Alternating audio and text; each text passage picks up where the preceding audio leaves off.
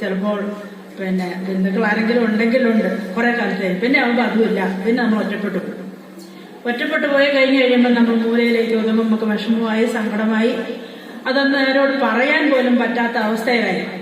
കല്യാണം കഴിഞ്ഞ് മരിച്ചു കഴിഞ്ഞാൽ ഭർത്താവ് ജീവിത പങ്കാളി മരിച്ചു അല്ലെങ്കിൽ ഇട്ടേച്ച് പോവുകയോ ചെയ്ത് കഴിഞ്ഞാൽ ഇട്ടേച്ച് പോകുന്നത് പെണ്ണുങ്ങളുടെ കുറ്റമായിരിക്കും. പോകുന്ന പുരുഷന്മാർക്കൊരു കുറ്റം ഉണ്ടാവില്ല.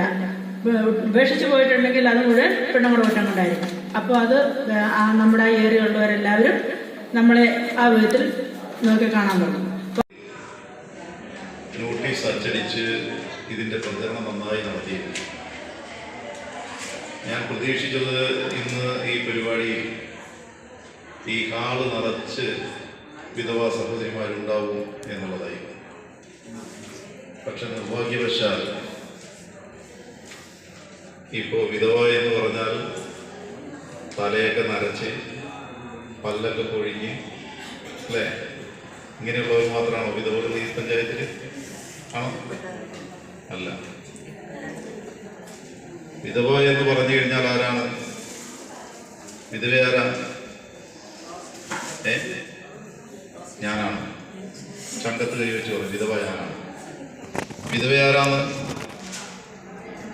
നമ്മൾ എന്ന് പറഞ്ഞുകൊണ്ട് കാര്യമില്ല. വിധവ എന്ന് പറഞ്ഞാൽ ആരാണ്?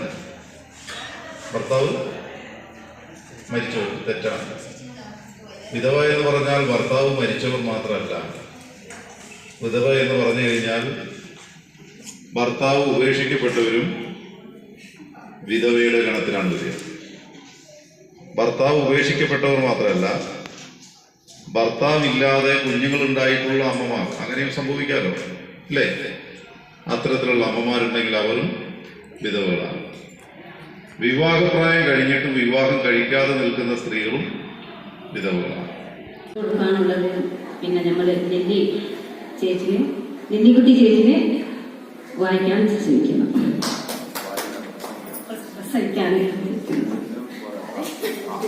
മുന്നോട്ട് കൊണ്ടുപോകാൻ സാധിച്ചാൽ തീർച്ചയായും ഒരു ഭരണകൂടം നമ്മളെ മുന്നിൽ അവർ കൈനീട്ടി വരും എന്നുള്ള കാര്യത്തിൽ യാതൊരു ആശങ്കയുമില്ല.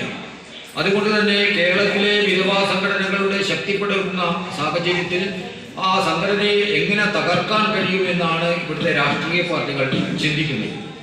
കണ്ണൂർ ജില്ലയിലെ വിവിധ ഭാഗങ്ങളിൽ തന്നെ കണ്ണൂർ ജില്ലയിലെ രാഷ്ട്രീയം നമുക്ക് പരിശോധിച്ചാൽ മനസ്സിലാവും.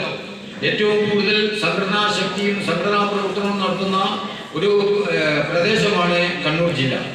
ആ ജില്ലയിലകത്ത് ഞങ്ങൾ വിധവാ സംഘടനയുടെ പ്രവർത്തനവുമായി മുന്നോട്ട് പോകുമ്പോൾ ആ സംഘടനയുടെ പ്രവർത്തനം എങ്ങനെ തടസ്സപ്പെടുത്താം എന്ന് ചിന്തിക്കുന്ന രാഷ്ട്രീയ പാർട്ടികൾക്ക് മറുപടി നൽകിക്കൊണ്ട് ആയിരക്കണക്കിന് വിധവകളെ സംഘടിപ്പിച്ചുകൊണ്ട് കണ്ണൂർ